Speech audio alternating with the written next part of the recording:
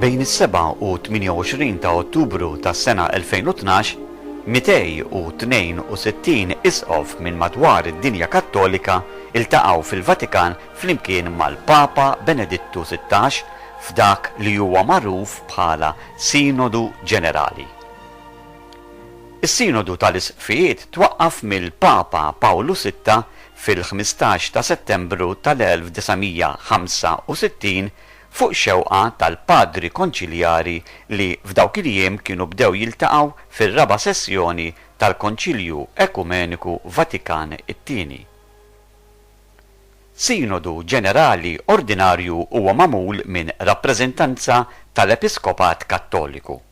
Jissejjaħ mill-Papa biex skont il-bżonnijiet ta' żmien u fid-dawl tal-esperjenzi li l-isqfijiet iġibu magħhom mid-diversi pajjiżi tad-dinja jiddiskutu u jiddixxernu dwar temi attwali fit-tmexxija tal-Knisja u l-ħidma pastorali tagħha. L-ewwel sinodu kien iltaqa' fl-1967 u dakinhar l-isqfijiet tkellmu dwar il-preservazzjoni u t-tisħiħ tal-fidi Kattolika. Is-sinodu tal-2012 huwa it-13 il-sinodu li tlaqqa f'Assembleja Ġenerali.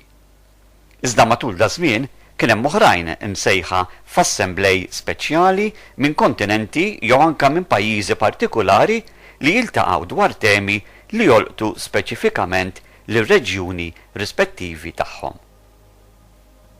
Dan l-aħħar Sinodu Ġenerali kien imsejjaħ mill-Papa Benedittu XVI biex jiddiskuti l-evanġelizzazzjoni ġdida għat-tixrid tal-fidi Nisranija. Fih, il-Konferenza Episkopali Maltija kienet rappreżentata mill-Isqof Għawdex Monsinjur Mario Grech. Fl-20 Kongregazzjoni Ġenerali tal-ġimgħa 26 Ottubru, l-isqfijiet approvaw messaġġ finali li xtaqu jgħaddu lill-poplu ta' Alla kollu. Normalment jiġri li wara xi żmien il-Papa innifsu jippubblika wkoll eżortazzjoni apostolika dwar dak li kien diskuss mill-isqfijiet matul is-Sinodu. Fi premessa qasira imma sinifikanti li biha l-isqfijiet fetħu il-messaġġ finali tagħhom bħal ridu jsieħbu magħhom lil dawk kollha li b'xi mod kellhom sehem magħhom fit-tixrid tal-Evanġelju. Aħna l-isqfijiet tad-dinja kollha miġbura fuq stedina tal-Isqof ta' Ruma biex nirriflettu fuq l-evanġelizzazzjoni ġdida għat-trasmissjoni tal-fidi Nisranija, qabel nerġgħu lura lejn il-knejjes partikolari tagħna irridu nduru fuqkom biex insostnu u norjentaw is-servizz li qed jingħata lill-Evanġelju fid-diversi kuntesti li fihom illum qed nagħtu xhieda. La tkellmu dwar l-evanġelizzazzjoni allura ma setawx ma jitilqux mill-Evanġelju nnifsu. Ma hemmx raġel jew mara li f'ħajjithom ma jsibux ruhom bħal mara mis-Samarija ma' ġenb il-bir b'ġarra vojta f'idejhom bit-tama li jsibu xi jissodisfalhom ix-xewqa l-aktar profonda ta' qalbhom. Din kienet l-istess silta mill-Evanġelju li il-Papa Benedittu nnifsu kien telaq minnha fl-ittra apostolika Porta Fidei li biha sejjaħ is-sena tal-fidi.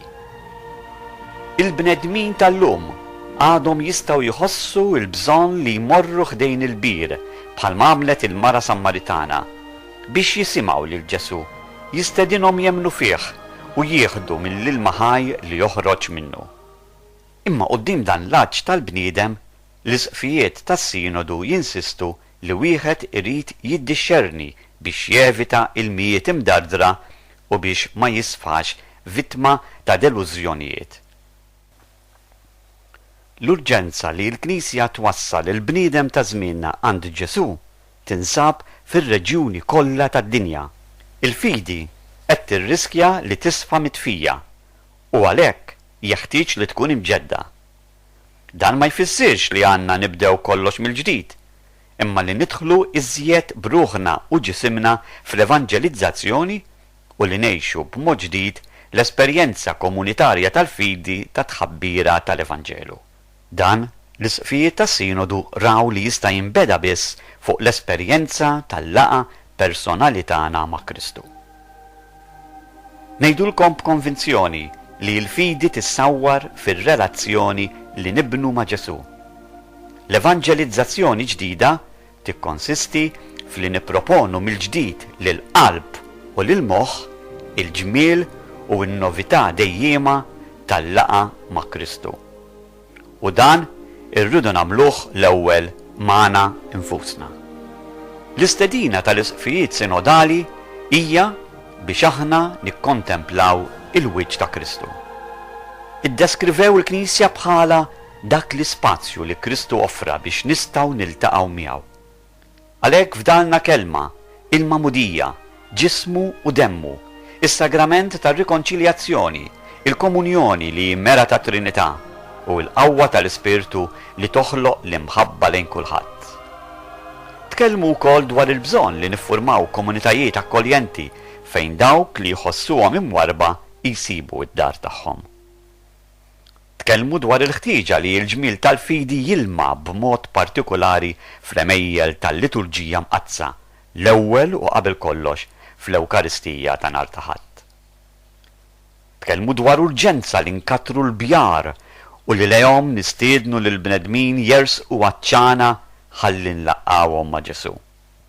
Dan kollu jseħħ mhux billi nivvintaw strateġiji ġodda, imma billi niskopru mill-ġdid kif bil-paġni tal-Evanġelju Ġesu innifsu ressaq lejh lil persuni ta' żmienu, bħal fil-każ ta' Zakkew li mill-kurżità mexa għall-entużjażmu, bħal fil-każ tal-Apostli li Ġesu resaq lejhom fix-xogħol tagħhom, kif maċ-ċenturjun resaq lejh fil-mument tal-mard ta' persuna għażiża għalih, kif ma' Marta u Marija resaq lejhom ġo darhom stess. Imma nisbaljaw jekk naħsbu li l-evanġelizzazzjoni ġdida ma tolqotx lilna fl-ewwel post.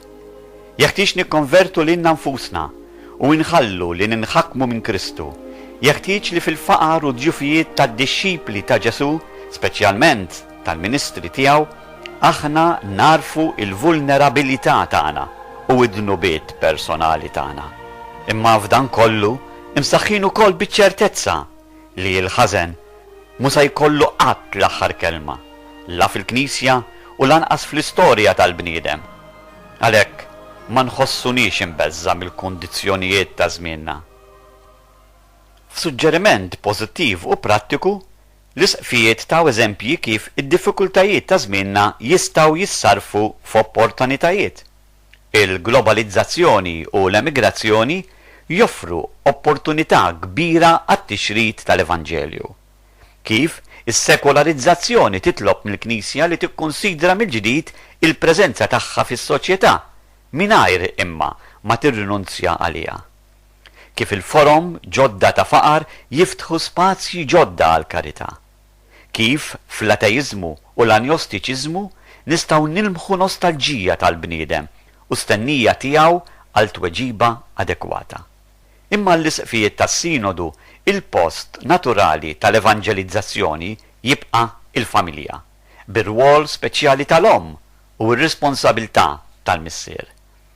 Familja li tinvesti fit-trobbija ta' tfal, is-sinjali tal-fidi, il-komunikazzjoni tal-ewwel veritajiet, l-edukazzjoni għat-talb u x-xhieda tal-imħabba. Waqt li jerġgħu jiddefinixxu l-familja bħala dik imwaffqa fuq żwieġ bejn raġel wieħed u mara, jgħidu li l-fatturi ta' kriżi li llum qiegħda tħabbat wiċċa magħhom il-familja għandhom jistimulawna biex ikollna għożża partikolari għaliha. Lil-koppji li jgħixu flimkien mingħajr ir-rabta sagramentali ta' żwieġ, il-komunitajiet Kattoliċi għandhom jilqawhom u jsostnuhom anke jekk dawn ma jistgħux jirċievu l-assoluzzjoni sagramentali u l-Ewkaristija. Imbagħad l-isqfijiet urew il-gratitudni tagħhom lejn il-persuni f'ħajja konsagrata u stednuhom biex f'dawn iż-żminijiet ta' bidla u f'sitwazzjonijiet xejn faċli anke għalihom huma jikkonfermaw ruhom bħala xhieda u ħabbara ta' evanġelizzazzjoni ġdida. Wara, is-sinodu indirizza lil komunitajiet ekleżjali u lil ħafna ħaddiema tal-evanġelizzazzjoni.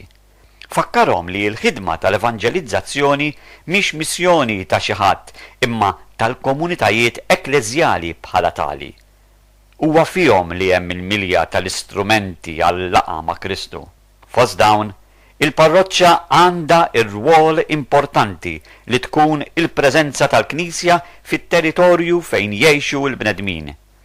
Il-parroċċi huma mitluba biex flimkien mal-kura pastorali u tradizzjonali tal-poplu Talla jagħmlu użu wkoll mill-forom ġodda ta' missjoni mitluba mill-evanġelizzazzjoni ġdida. Is-saċerdoti kienu imħeġġa mill-isqfijiet biex ikollhom rabtiet aktar stretti fil-Presbiterju Djoċeżan. Kienu mħeġġa għal ħajja spiritwali dejjem aktar intensa, għal formazzjoni permanenti li tħejjihom sew biex jaffrontaw il-bidliet ta' żmienna. Id-djakni katekisti u dawk f'ministeri oħra kienu mitluba li l-preżenza u s-servizz tagħhom fil-Knisja jsir fl-ottika tal-evanġelizzazzjoni ġdida. Dan billi jfittxu li jxettlu fihom il-formazzjoni umana u nisranija, l-arfien tal-fidi u s-sensibilità għal fenomeni kulturali ta' żmienna. L-għaqdiet tal-lajċi ġew imsejħa l-fedeltà lejn il-kariżma tagħhom u għal komunjoni ekleżjali konvinta fil-forma attwali tagħhom u fil-kuntest konkret tal-knejjes partikulari. Dwar iż-żgħażagħ, il-ħarsa tal-isqfijiet hija mħassba, imma mhux pessimista. Imħassba għax propju fuqhom jafsu l-pressjonijiet l-aktar aggressivi ta' żminijiet. Għalhekk irridu insostnuhom fit-tiftix tagħhom. Fl-istess waqt, il-komunitajiet tagħna huma mħeġġa biex jidħlu mingħajr riservi f'perspettiva ta' smigħ, ta' dijalogu u ta' proposta kuraġġuża fil-kondizzjoni diffiċli taż-żgħażagħ. Irridu nifdu u mhux neqirdu il-qawwa tal-entużjażmu tagħhom. U dan billi narfu r-rwol attiv taż-żgħażagħ fil-ħidma tal-evanġelizzazzjoni u fuq kollox fl-istess dinja tagħhom. L-isqfijiet wissew li l-orizzonti tal-evanġelizzazzjoni ġdida huma wiesa daqs id-dinja u m'għandhom jingħalqu quddiem l-ebda esperjenza tal-bniedem. Il-Knisja trid tikkultiva bożza partikulari id-dialogu mal-kulturi, fiduċjuża li tista' ssib f'kull waħda minnhom iż-żerriegħa tal-verb. Irid jiġġedded il-patt bejn il-fidi u r-raġuni, b'konvinzjoni li l-fidi tista' tilqa' kull frott ta' raġuni sana miftuħa għat-traxxendenza. Hawn jissemmew b'mod partikulari l-iskejjer u l-universitajiet kattoliċi. Trid tingħata attenzjoni sħiħa lid-dinja tal-komunikazzjonijiet soċjali għax dan huwa post fejn spiss jiġu iffurmati l-kuxjenzi. Bihom nistgħu nilħqu qalb il-bniedem. Irid jiġġedded id-dialogu mal-għarfien xjentifiku li hu wirja tal-prinċipju spiritwali li Alla qiegħed fil-ħlejjaq. Dialogu wkoll mal-arti fid-diversi forom tagħha għax it-triq partikolarment effikaċi fl-evanġelizzazzjoni ġdida. Lid-dinja tal-ekonomija u tax-xogħol irridu nfakruha kif mill-Evanġelju inixxu sejħat biex ix-xogħol jinħeles minn dawk il-kondizzjonijiet li jagħmluh toqol. Irridu ngħinu persuni morda jew b'diżabilità iħossu li l-Knisja qrib tagħhom u nuru fuq kollox gratitudni lejn dawk kollha li jaħdmu bi professjonalità u umanità biex jieħdu ħsiebhom. Hija mistennija xhieda ċara minn dawk l-insara li llum huma fil-ħajja politika. Huma jridu jgħixu il-preċett tal-karità.